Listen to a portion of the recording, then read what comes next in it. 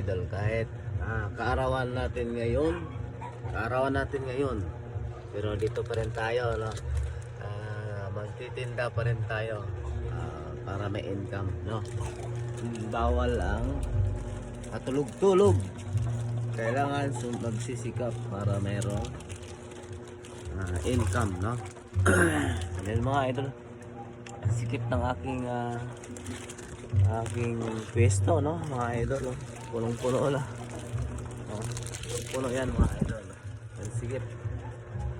Kailangan ilabas ko yung mga ibang stock doon sa labas, sasabit ko sa labas para magkasya, no? So muli, no, open yung aking Gcash sa mga bumati ng aking kaarawan. So uli, maraming salamat Panginoon sa panibagong